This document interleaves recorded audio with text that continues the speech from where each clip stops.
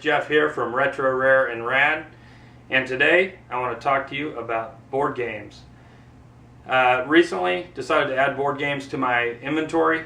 Didn't really know a lot about it, but I've been studying up, watching people like Stacy over at Cross House of Cards, trying to get educated on what to look for and all of that.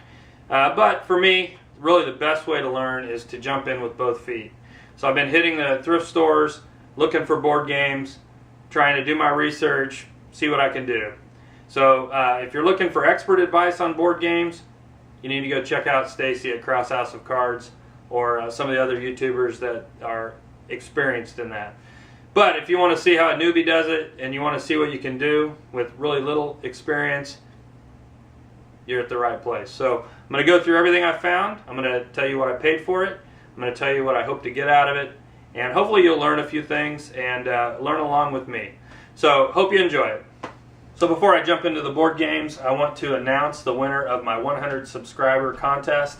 I posted the contest a couple of weeks ago, and unfortunately, just due to some family health issues and things, I was not able to get on and post the winner sooner, but finally here to do it. And so I'd like to announce that Scott from Scott's Garage Sale was the winner, and he was the lucky recipient of one of these Keep On Pickin' t-shirts that I designed myself. So I've sent that out to Scott. Hopefully he's enjoying it. I did, once Scott won, I wasn't familiar with his videos, but I went back and watched all of his videos, and I got to tell you, I learned a lot. So go check his videos out. I think you'll like them. He has a really good system for buying and selling clothing, and really learned a lot from that. So go check out Scott from Scott's Garage Sale, and congratulations, Scott, on winning the t-shirt. So if you didn't win the t-shirt, but you'd still like to get one for yourself, you can pick them up at my website. I did print up about 50 of these in various sizes, and I've got them in black or in white. So, available for a limited time. You can go to my website, retrorareandrad.com. There's a little link in the menu bar that says t-shirts. Just click on that and you can pick up one of these shirts for yourself. Okay guys, I'm going to start with some of the more common games, and then I'll get into some of the more collectible and hard to find games. So the first is Apples to Apples Jr. I see this game quite a bit. I got it for $2.99, and I picked this one up just because it's in pristine condition. It's really like new, inside and out. All the parts are there. So I'm going to sell this one on Amazon, and I'll get probably $18 on Amazon. The next one is Balderdash. I see this just about every time I go to the thrift store. I got actually 2 copies of it, and they're both in pretty good condition. One's a little cleaner than the other, but I put these up on eBay, and I think I'm getting 15 to 18 out of them. I paid $2.99 also for those. The next common game is Seen It. Generally, I would say avoid Seen It. This one, however, was sealed. It's a Seinfeld Seen It. It's sealed. I actually paid $4.99 for it, which was a little high, but I'll probably be able to sell it for 15 to 20. The next one is one you probably want to stay away from, and that is Glee, the CD board game. And I picked this one up because it is sealed, but there are just so many of these out here, and it really is a very cheaply made game. So I would probably stay away from it. In fact, I may just give this one back to the thrift store and not even waste my time trying to sell it. So that's a couple of the more common games. Now for a few more, a little less common games. The first one here is Harry Potter Diagon Alley. And this was actually one that I had at home in my collection, and kids don't play it anymore, so I'm going to sell it. This one I actually have for $24 on Amazon. It's pristine condition, all the parts are there. So kind of along the same lines of the Harry Potter games, I've been finding a lot of Lord of the Rings games. The first one is this Trivial Pursuit. Now I would normally stay away from Trivial Pursuit in general, but found this one in great condition, and it's the Lord of the Rings version. So this one I'm looking to get probably $24 on Amazon. I paid $3.99 for it.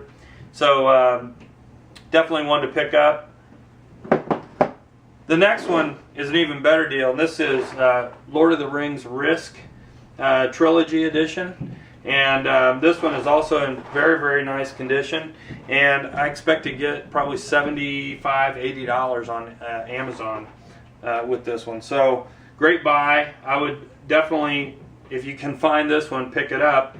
And this was one of the big finds, so very happy to have that. All right, so now I'm going to get into some of the older collectible games that I've found. The first one is a Goosebumps game. This is called Terror in the Graveyard, and I picked it up just because it's a very elaborate game. It's got a lot of parts. You kind of build a little graveyard, and it's got a lot of cool stuff in it.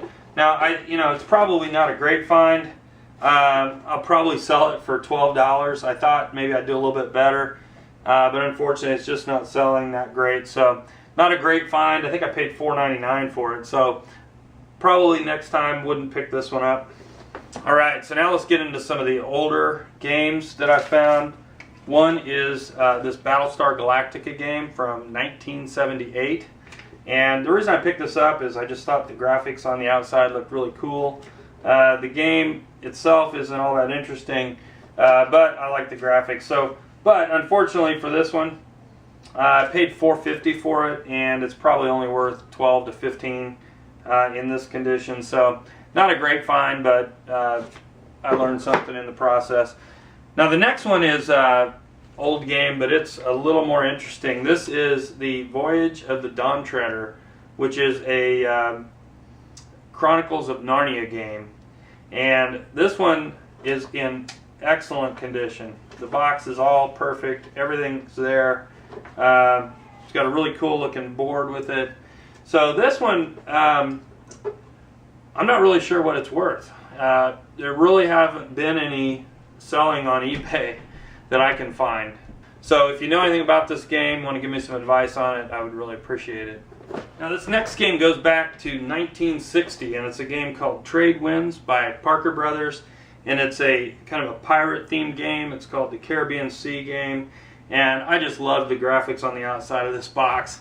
So I picked it up. The inside, it's a gorgeous game as well. It's got a lot of really neat pieces with it.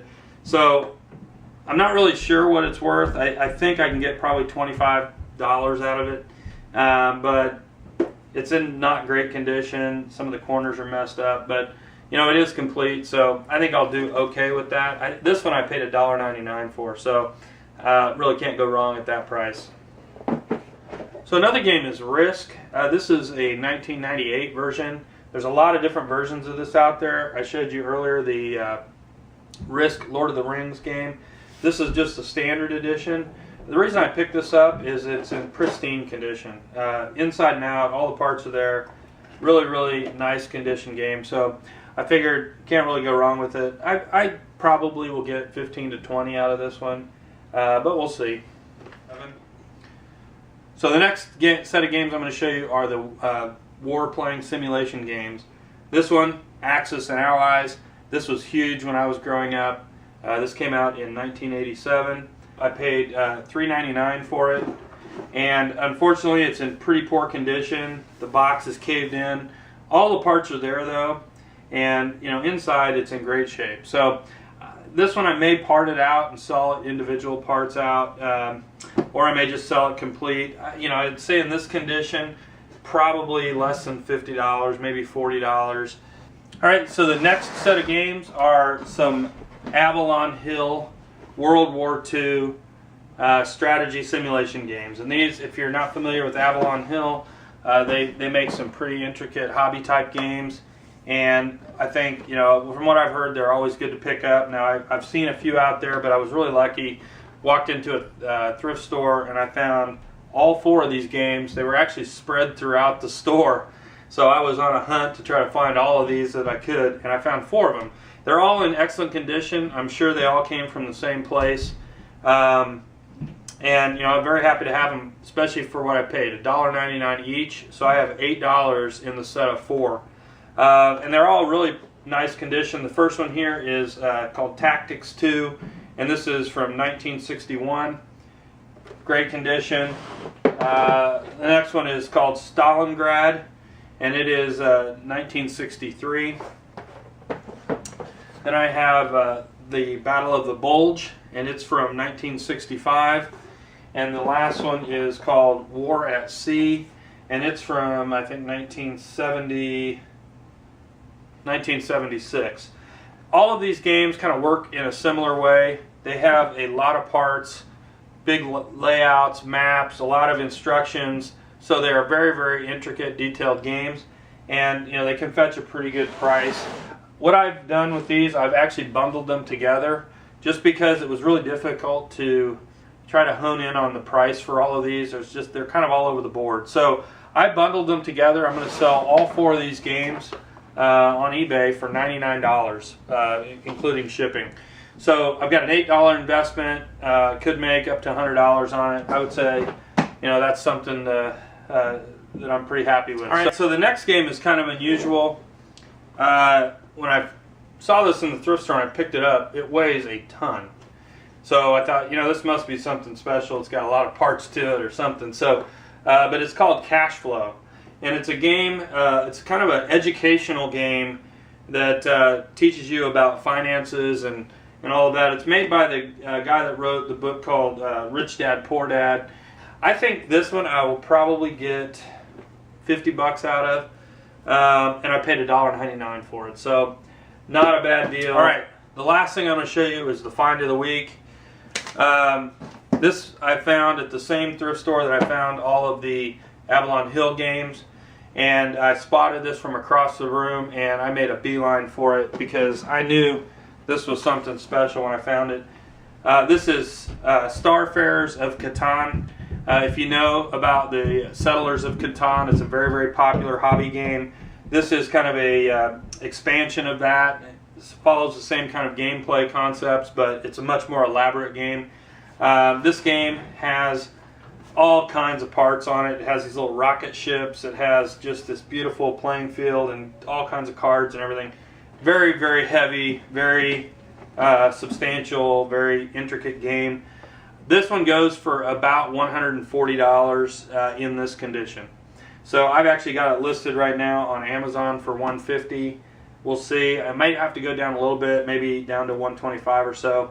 But I paid $4.99 for it, and definitely the find of the week. So I've got all of these listed. I've kind of put some of them on Amazon if they were in very, very good condition. Other things I've got listed on eBay. And even some of these I've put out on Craigslist also, just to see if there's a market, a local market for some of the collector games like the war games and that. So I've got them all out, and we'll see how I do over the next week or two, and I will put a video together, report back my findings, and let you know how I did.